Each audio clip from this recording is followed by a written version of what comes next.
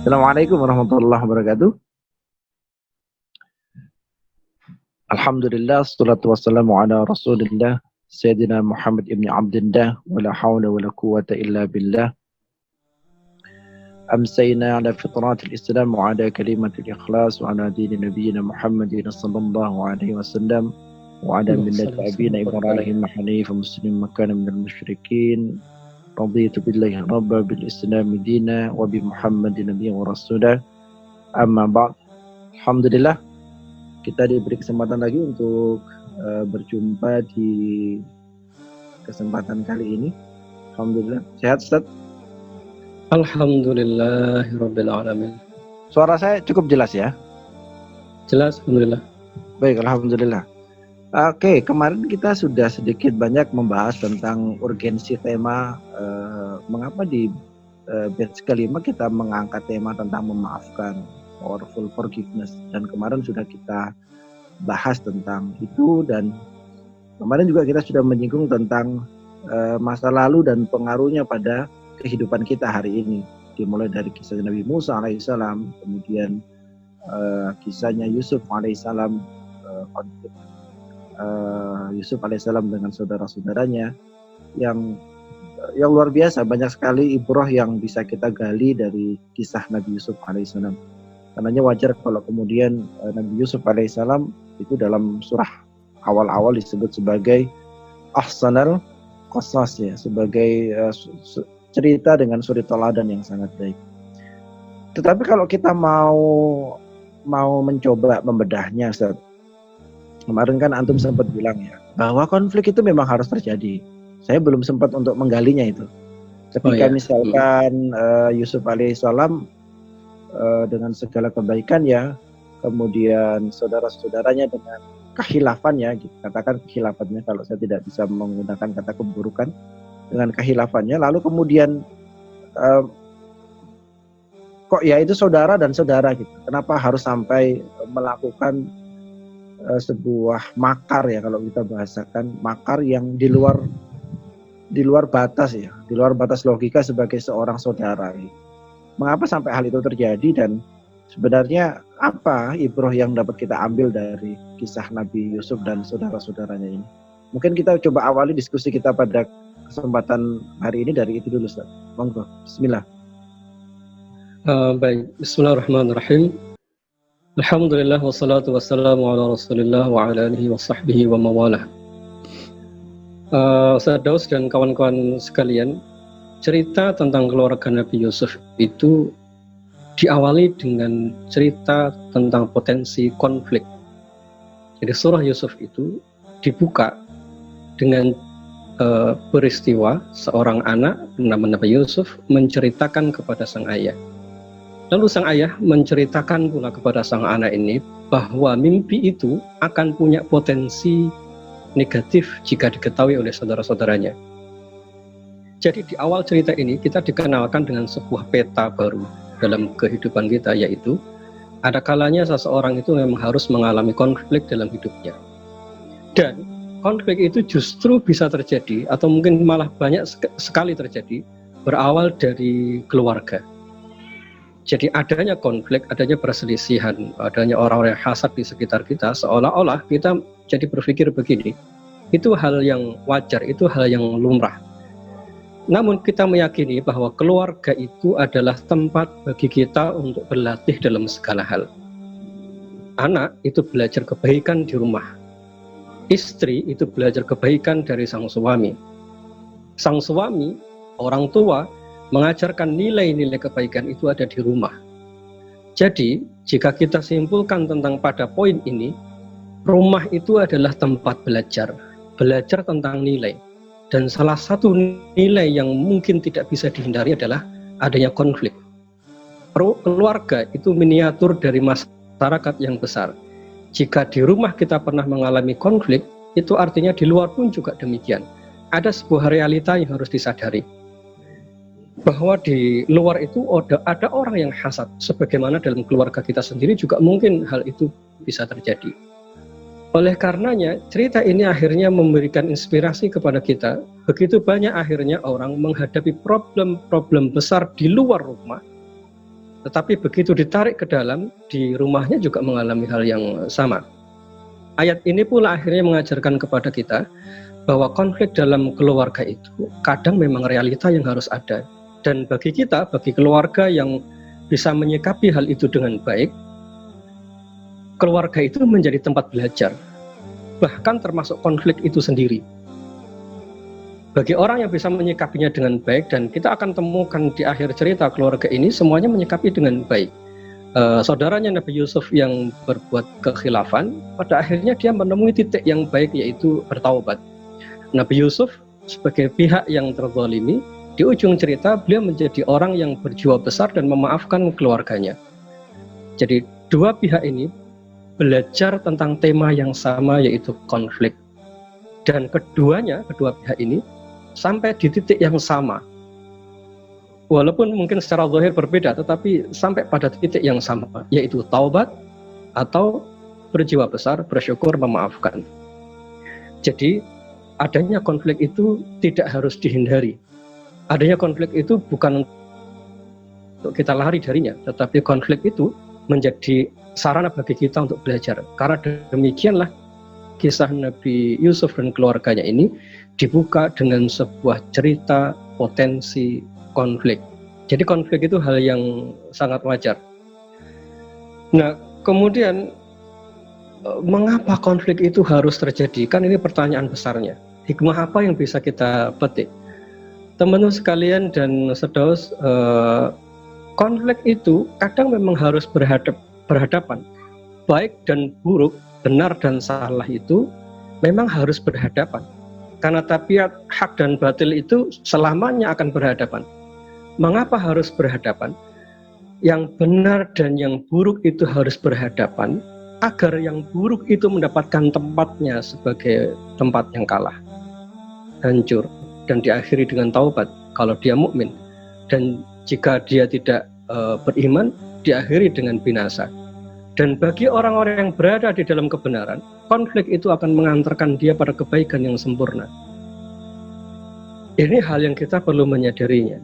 Jadi tidak ada masalah suami istri itu kadang berselisih, orang tua dengan anak kadang tidak ada masalah untuk berselisih. Mengapa perselisihan itu kita anggap wajar? Karena jika kita berada di posisi yang benar, perselisihan itu justru mengantarkan kita pada derajat yang lebih baik, pada kondisi jiwa yang lebih sempurna. Kita akan mengerti amal bernama syukur kalau kita telah mendapatkan nikmat lalu bersyukur.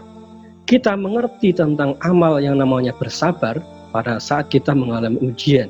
Dan kita akan menemukan sifat yang bernama memaafkan manakala kita sedang dizalimi.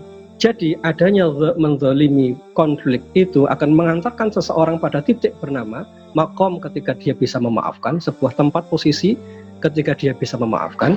Dan bagi orang yang berbuat zalim, dia mencapai titik makom tertentu yang bernama taubat. Jadi konflik itu akan mengantarkan seseorang pada tempatnya masing-masing. Jika disikapi dengan baik, dia tetap akan mengantarkan pada posisi yang baik. Jadi tidak bisa dihindari bahwa realita kita memang konflik itu ada. Pertanyaannya kemudian hanyalah, apakah konflik ini mengantarkan kita pada derajat yang mulia seperti Nabi Yusuf alaihissalam, ataukah mengantarkan kita pada derajat yang mulia pula yang dialami saudara-saudara Nabi Yusuf, yaitu menyadari lalu bertaubat kepada Allah? Ataukah justru konflik itu berujung seperti Asiyah dan Fir'aun, yang satu meraih kedudukan yang sangat tinggi di surga hingga Allah membangunkan istana untuknya, dan yang satu mati dalam keadaan terhina. Hingga hari ini semua orang mengenal Fir'aun sebagai orang yang sangat buruk. Dan ini pilihan. Jadi kebaikan dan keburukan itu memang tabiatnya memang harus bertemu. Dan pertemuan itu yang mengantarkan seseorang yang berada di posisi baik, dia mencapai makomnya, makom tempat yang terbaik. Dan orang yang buruk tadi pun juga bisa mencapai makom yang baik pula, manakala dia bisa menyikapinya dengan baik. Saya ingin menggarisbawahi poin ini bahwa realita bernama konflik yang kita rasakan dengan keluarga, dengan pasangan, dengan tempat di mana kita bekerja itu hal yang lumrah, hal yang wajar. Tetapi kita berada di posisi mana dalam konflik-konflik itu? Konflik yang terjadi ini adalah langkah, step, tangga yang mengantarkan kita pada tempat yang baik, yang Allah ridha, ataukah justru sebaliknya, ketika konflik ini terjadi, kita justru menjadi orang yang Allah murkai. Poinnya hanya itu.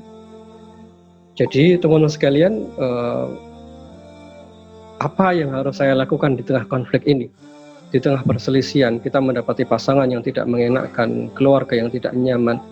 Fahamilah satu hal dari poin pembahasan kita yang kedua di hari kedua ini, bahwa konflik ini adalah satu langkah dari mungkin ratusan langkah yang harus kita lalui supaya kita mencapai derajat yang tinggi di sisi Allah SWT. Atau jika kita mengalami konflik ini dan kita pada posisi yang salah, maka sudah seharusnya kita bertaubat kepada Allah. Dan taubat itu adalah makom yang sangat mulia di sisi Allah. Makom itu tempat posisi yang sangat baik di sisi Allah. Jika benar mendapatkan kedudukan yang tinggi dengan syukur dan memaafkannya, jika keliru mendapatkan kedudukan yang tinggi dengan taubatnya. Mungkin begitu, Saddaus. Masya Allah, saya terkesima. Ini ada pokok bahasan yang katakan bagi saya sudut pandang yang baru dalam memandang kisah Nabi Yusuf alaihissalam ya, bahwa keduanya, kedua belah pihak ini pada akhirnya tetap menemui makom yang mulia di sisinya Allah. Iya. Padahal tema, kalau kita lihat dari scan episode awal itu kan luar biasa. Yang satu baik, yang satu buruk, tapi kemudian pada endingnya kedua pihak tersebut sama-sama diberikan. Subhanallah, luar biasa. Baik Ustaz, kita coba masuk ke dalam tema yang lebih dalam lagi, sesuai dengan tema kita pada batch kelima ini tentang memaafkan. Saya mau coba awali diskusi ini dari sebuah katakan fenomena, bahwa faktanya memang memaafkan itu tidak mudah.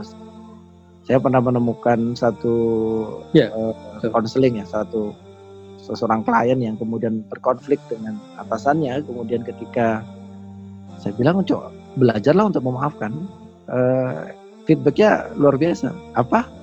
Memaafkan? Oh no way, belum bisa memaafkan. Dan nggak ada masalah gitu. Bagi saya nggak ada masalah untuk belum bisa memaafkan, tidak ada masalah. Toh dalam salah satu hadis yang disampaikan tazkirahnya Imam Qurtubi ya, ada dua orang yang berkonflik, kemudian sampai Rasulullah SAW tertawa ketika melihat endingnya begitu ya.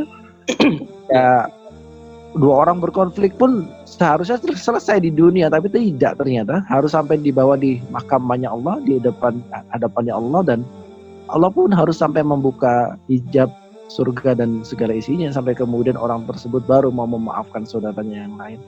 Artinya memang faktanya memaafkan itu tidak mudah. Makanya banyak orang yang kemudian, kenapa saya harus memaafkan dia, atau dia jahat banget sama saya, kesalahannya begitu besar gitu.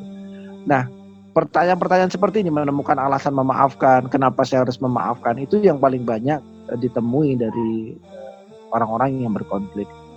Nah, kalau kita mau bedah dari sudut pandang konseling Quran ya, katakan begitu, seperti apa? Monggo jenengan berikan gambaran detail. Bismillah. Baik, teman-teman yang dimuliakan Allah, Saddaus, memaafkan itu memang tidak mudah, dan realnya demikian. Dan Satu, butuh waktu, perlu waktu supaya kita betul-betul bisa memaafkan. Artinya kadang memang seiring waktu itu pula lah hati kita itu akan lapang pada orang lain. Dan ini yang paling banyak terjadi. Memaafkan itu seiring berlalunya masa, seiring dengan perubahan hidup. Kita sudah ada di tempat yang lain, lalu orang yang menzalim itu sudah di tempat yang lain.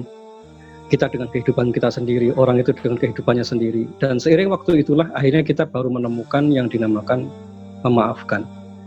Jadi kadang memaafkan itu memang harus berakhir seiring dengan waktu. Namun ada pula orang yang seiring dengan waktu itu dia masih terpenjara dengan perasaan sakit hatinya. Ada orang seiring waktu dia masih menyimpan sakit hatinya, dan ada pula orang yang seiring waktu karena kehidupan barunya dia akhirnya bisa memaafkan orang-orang lama. Dari sini kita belajar satu hal. Kalau kita bisa mengalihkan seluruh potensi hidup kita kepada hal-hal yang lain, maka hal yang ada di masa lalu itu bisa hilang seiring waktu. Asalkan kita menemukan sesuatu yang baru, yang dia sangat memenuhi hati dan pikiran kita, maka yang lalu itu akan dengan sendirinya hilang. Dan ini tabiat dari semua manusia demikian. Sama seperti dulu ketika kita kecil, kita rebutan makanan dengan saudara kita, lalu ayah kita memberi kita makanan yang lain yang lebih dari yang diambil oleh saudara kita. Maka sesaat itu kemarahan kita kepada saudara kita hilang. Kenapa? Karena kita sudah mendapatkan gantinya. Dan demikianlah tabiat kita semua. Ketika kita ini mendapatkan sesuatu yang lain, maka seiring dengan waktu, yang lalu itu akan hilang dengan sendirinya. Ini pada kondisi tertentu. Ada orang yang masih selalu menyimpan masa lalu itu hingga hari ini, ketika dia sudah mendapatkan makanan yang baru tadi itu, dia masih mengingat makanan yang lama. Ada juga yang sedemikian ini. Tapi poinnya adalah, seandainya kita tidak belajar agama sekalipun, seiring waktu mestinya perjalanan hidup kita itu sudah mampu mengubur masa lalu kita. Namun ada hal yang lain yang lebih mendasar. Nanti coba dilihat dalam surah Asy-Syura ayat 40, kemudian surah Fussilat. Di situ Allah dengan sangat jelas sekali menggambarkan bahwa Allah yang akan menanggung balasan bagi orang-orang yang mau memaafkan. Allah yang mengganti garansi ya bagi orang-orang yang memaafkan. Apa sih mungkin yang bisa kita renungkan dari ini? Kalau tadi anak kecil dia mampu memaafkan saudaranya karena dia mendapatkan sesuatu dari ayahnya, sesuatu yang baru, lalu dia bisa memaafkan saudaranya. Cara berpikir ini persis sama seperti ini ketika Allah menjanjikan kepada kita yang kemarin Anda sebutkan di surah Ali Imran. Wasari'u ila maghfiratin itu, dan bersegeralah menuju ampunan Allah dan surga yang luasnya seluas langit dan bumi. Yang karakternya salah satunya adalah menahan amarah dan memaafkan. Ayat ini secara alami itu mirip persis seperti cara berpikir kita. Waktu kita anak-anak tadi, saya ulangi ya, waktu kita anak-anak tadi, saudara kita mengganggu mainan atau makanan kita, lalu orang tua kita ngasih mainan yang baru. Lalu dengan sangat mudah kita bisa memaafkannya. Cara berpikirnya mirip, bahkan mungkin persis sekali dengan surah Ali Imran ini. Bahwa ketika kita mampu mengalihkan pikiran kita, Allah janjikan kepada kita tentang surga yang begitu luas. Begitu kita meyakini balasan yang begitu luas di sisi Allah itu, maka semua yang membuat batin kita berat, membuat batin kita sedih, membuat batin kita kecewa, itu dengan sendirinya mestinya hilang. Mengapa hal itu bisa terjadi? Karena kita telah meraih, kita telah mengalihkan pikiran kita, fokus kita kepada kehidupan yang jauh lebih hakiki dan janji Allah. Saudara dan kawan-kawan sekalian, dulu waktu kita berselisih dengan saudara kita, ini coba kita buat analog seperti yang kita alami dalam keseharian. Kita berselisih dengan saudara kita tentang mainan, diambil oleh saudara kita. Lalu ayah kita bilang, "Nak, nanti ayah belikan 2 kali lipat dari itu, yang lebih baik. Udah, sekarang kasihkan ke kakakmu." Lalu kita dengan tenang. Kenapa kita tenang waktu itu menerima penjelasan dari ayah kita? Karena kita tahu persis, yakin bahwa ayah kita tidak akan membohonginya. Pasti akan dikasih itu. Nah, demikian pula lah mungkin cara berpikir dalam ruang batin kita pada saat kita sedang dihadapkan konflik dengan Maaf terpotong, saya lanjutkan ya. Jadi analoginya ketika kita dengan orang tua kita pada saat mainan kita diambil oleh saudara kita. Lalu orang tua kita mengatakan, nah, tidak usah khawatir, nanti akan ayah berikan yang lebih baik dari apa yang diambil sama kakakmu. Lalu dengan tenang kita bilang, iya ya, seketika marah kita reda, seketika kebencian kita reda, dan kita bermain dengan sangat mudah dengan saudara kita. Pertanyaannya, kenapa kita kemudian bisa memaafkan saudara kita seketika itu juga?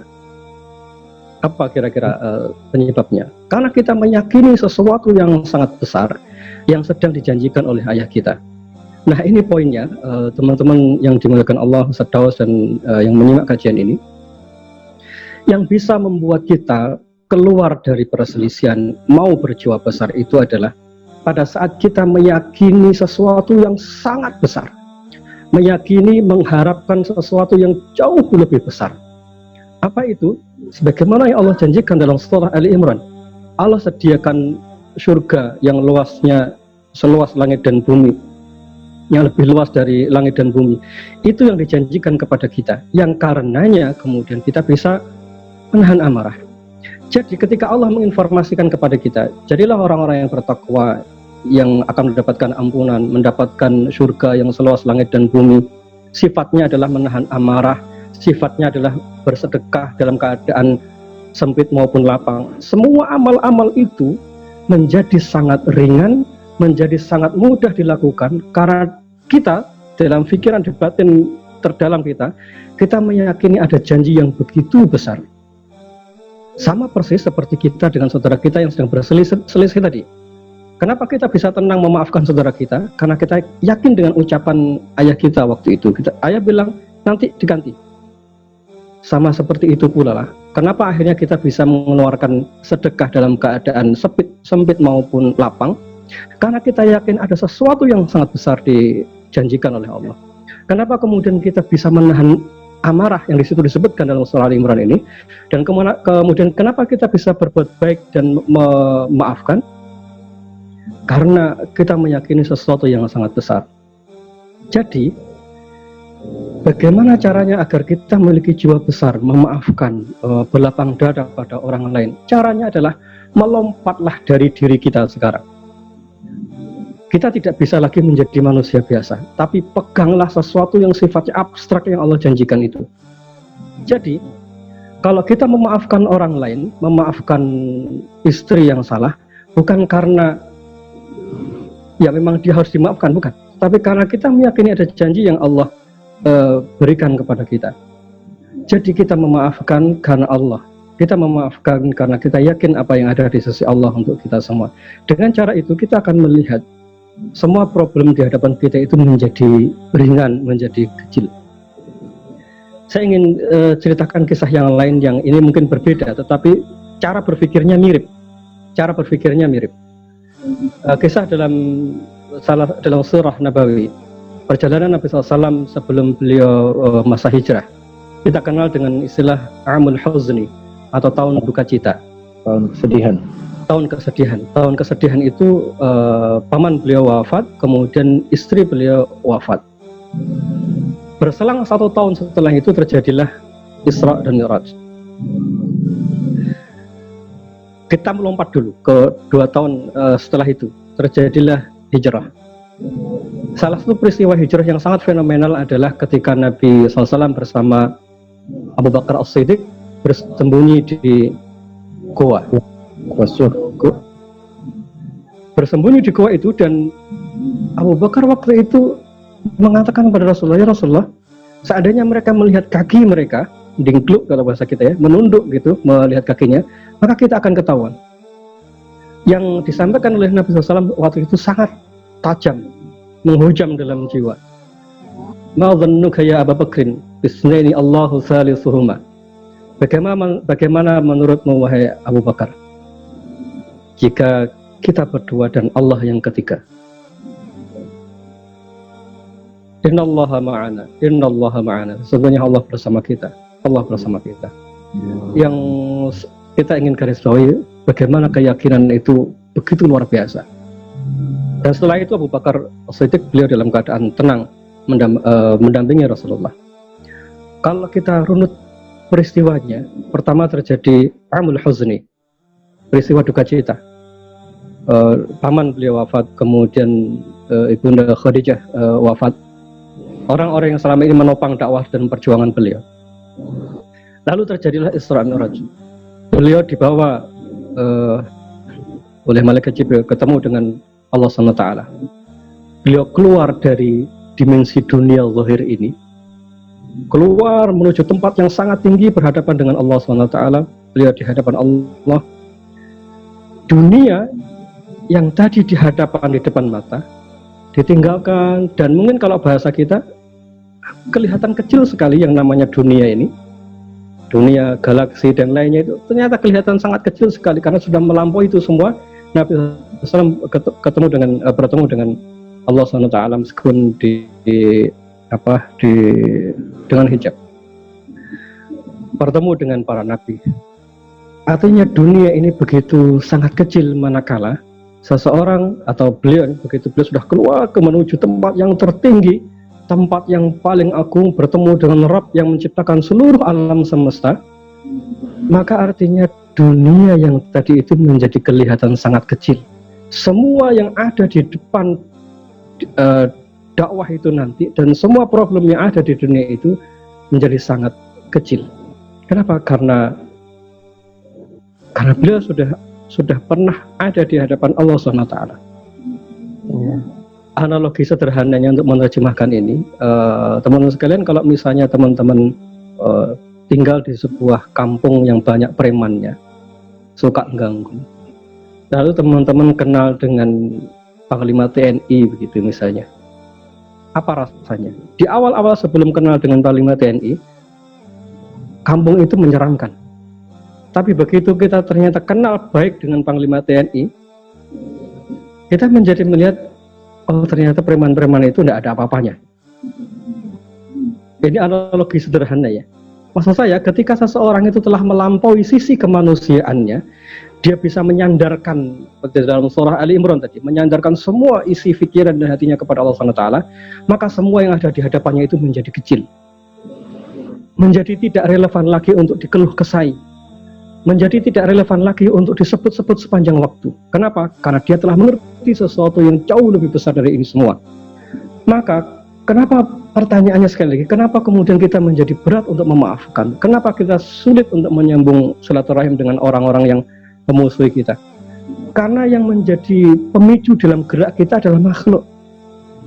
Seringkali kita memaafkan orang lain itu kalau orang lain itu mau berubah. Iya, saya maafkan. Asalkan kamu berubah.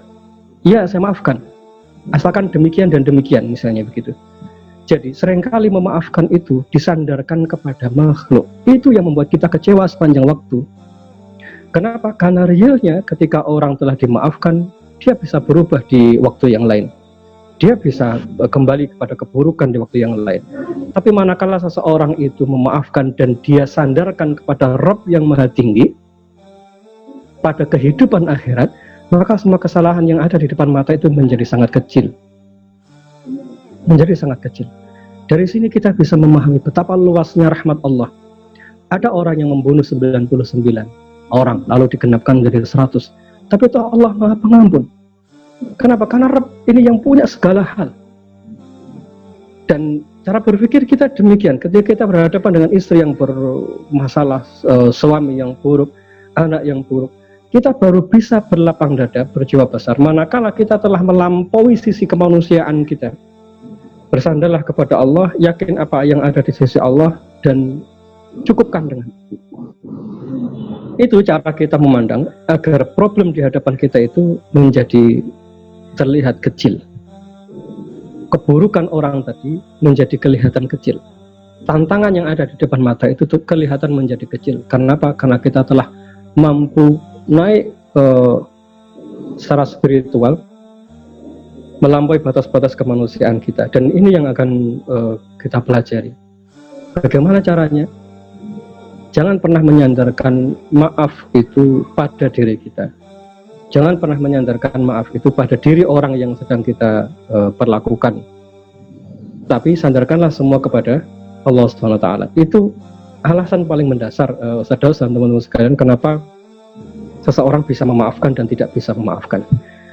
Dari sini kita akhirnya memahami, oh pantas sekali ketika surah Ali Imran tadi meletakkan bahwa orang yang memaafkan itu adalah orang yang bertakwa dan balasannya adalah surga.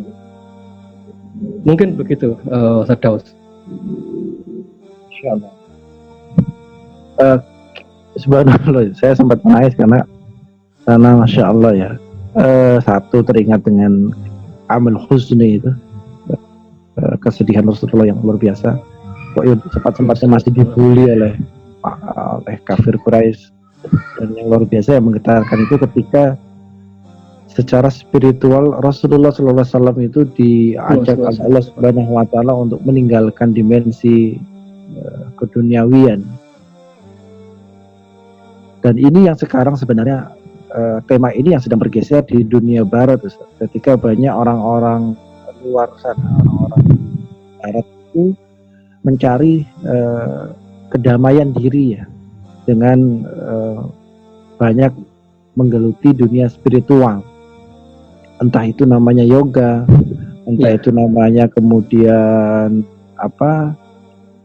Hindu, atau menjadi macam-macam lah. Betapa banyak ajaran-ajaran yang sifatnya spiritualitas. Karena memang ternyata jiwa itu meskipun tidak beriman, ketika seseorang itu mampu melompat menemukan hal yang baru dan hal yang jauh lebih besar, dan dia meyakini itu, ternyata dia bisa dengan mudahnya untuk kemudian memaafkan, dengan mudahnya untuk kemudian berbuat baik kepada orang lain. Nah, apalagi kemudian kita. Nah, dari cerita ini yang pertama yang harus kita pelajari, yang pertama kita harus yakin dengan sesuatu yang dijanjikan oleh Allah itu. Yang kedua, kita harus melihat siapa yang menjanjikan. Kan begitu. Karena faktanya ketika ada seorang anak gitu bertengkar dengan saudaranya tentang mainan, ketika yang menjanjikan itu justru adalah pamannya, belum tentu kemudian konflik itu berhasil. Dan nanti paman belikan mainan gitu ya. Karena belum tentu berhasil, karena sang anak tidak terlalu mengenal dengan sang paman. Tapi ketika sang ayah yang menjanjikan, dia kemudian mau menghentikan konfliknya dan memaafkan saudaranya, karena dia tahu siapa yang membuat janji. Mungkin demikian. Kita harus tahu siapa yang menjanjikan. Insyaallah. Nah, itulah pentingnya kenapa dahulu kita pernah ngobrol tentang Ma'rifatul Insan dalam salah satu tema namanya personal awareness ya, Ustaz ya. Nanti kapan-kapan kita bahas tentang personal awareness. Masya Allah. Ini jazakallahu khairan itu tentang bahasannya ini. Jadi memang banyak di antara kita yang akhirnya terjebak karena menjadikan makhluk sebagai parameter diri ya. Meter kebaikannya justru kemudian adalah betul. Dan dirinya sendiri itu yang repot. Saya ingat di dalam surah Al-Jathiyah kalau tidak salah, amitakhaza ilahahu hawahu adallahu ala sab'ihi wa qalbihi wa ja'ala ala basarihi gishawa. Apa kamu enggak memperhatikan ketika seseorang itu menjadikan dirinya, hawa nafsunya sebagai Tuhannya, sebagai motivasi terbesarnya dalam beramal, parameter dalam kehidupannya. Dan ini mungkin yang menjadi pelajaran penting bagi kita, mengapa kita belum bisa memaafkan, karena memang memaafkan itu bukan sekedar permasalahan emosional. Kalau tidak salah tema maaf ini dijadikan tema besar dalam karakter takwa, Ustaz ya, yang tadi dijelaskan tadi. Iya.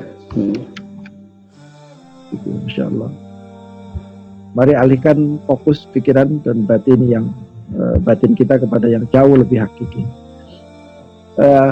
Mungkin itu ada yang mau ditambahkan, Ustaz?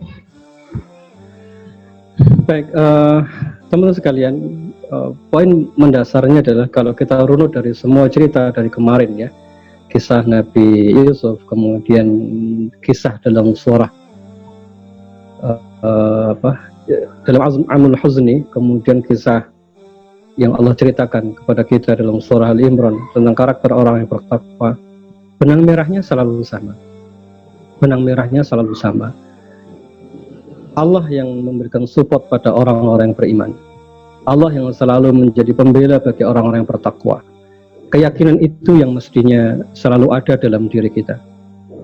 Saya masih ingat satu kisah lagi ya, Firdaus dan teman-teman sekalian, kisahnya Nabi Musa alaihissalam. Ketika beliau ini dibully oleh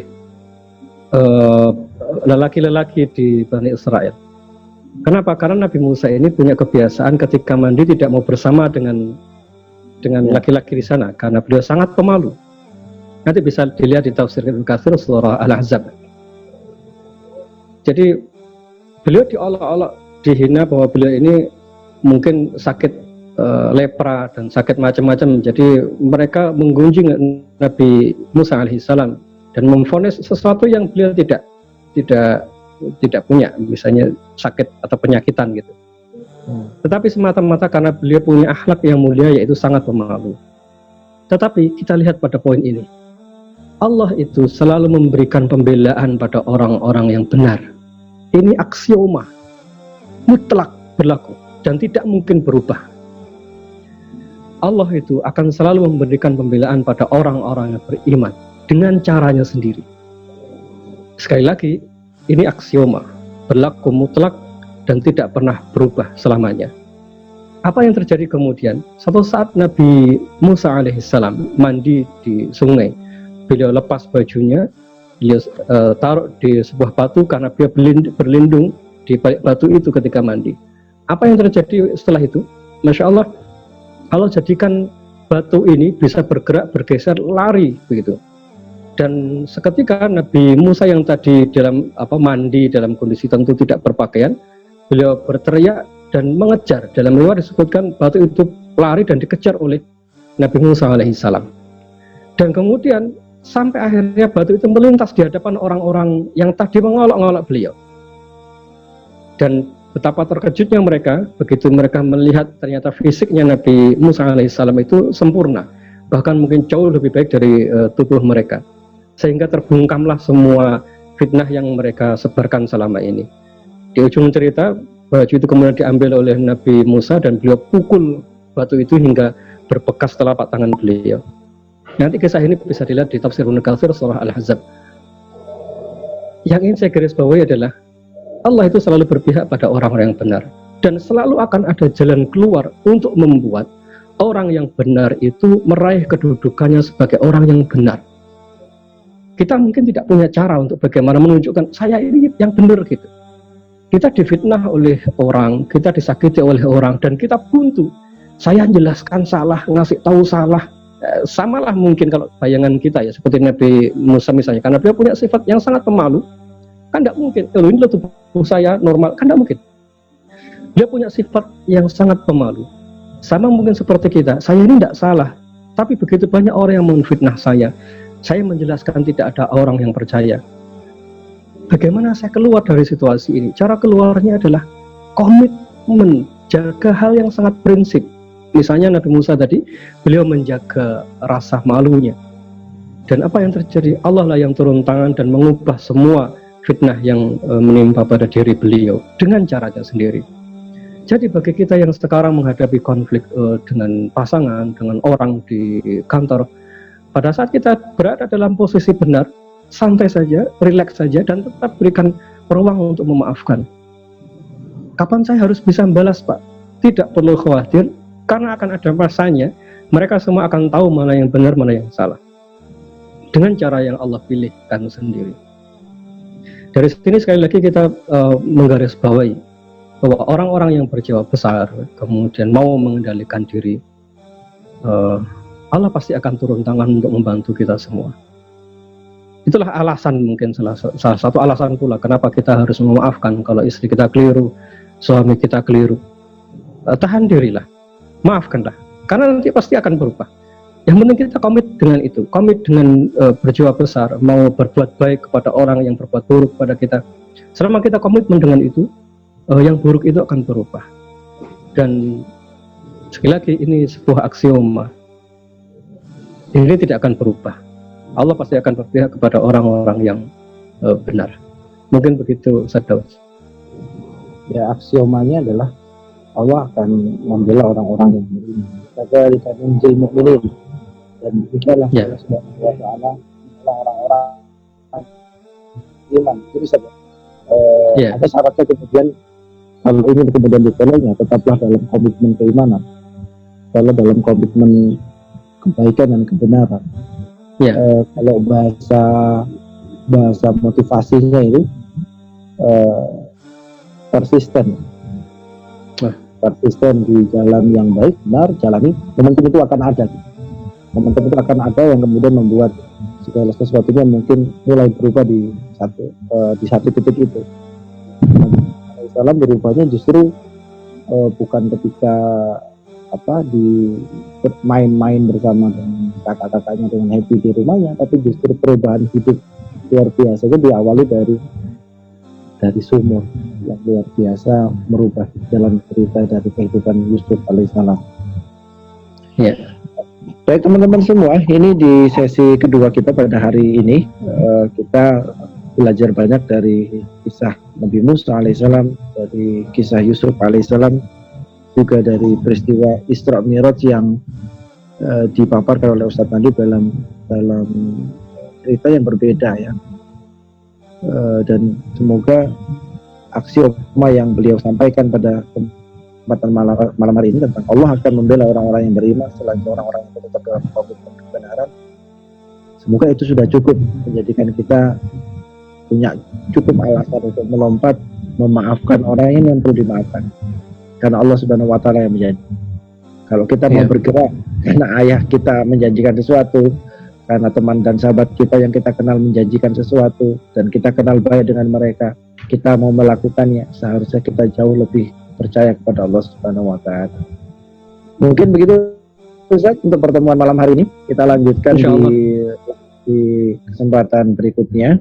Teman-teman semua, semua materi yang di share kita itu akan kami bagikan setiap pagi atau siang hari, pagi lah mungkin insya Allah. Jadi teman-teman bisa mempelajarinya dan mendengarkannya. Malam hari kita akan ada diskusi langsung dan tanya jawab dengan teman-teman semua. Jadi pastikan didengarkan, lalu malam harinya kita bisa untuk diskusi pendalaman materi yang di-share pada pagi hari sebelumnya. Terima kasih kepada Ustadz Muhammad Nadif Halyani, juga kepada teman-teman semua. Semoga senantiasa dalam naungan dan lindungan Allah Subhanahu wa taala. Sampai ketemu di lain waktu dan kesempatan. Hadanallahu wa iyyakum ajmain. Assalamualaikum warahmatullahi wabarakatuh. Waalaikumsalam warahmatullahi wabarakatuh.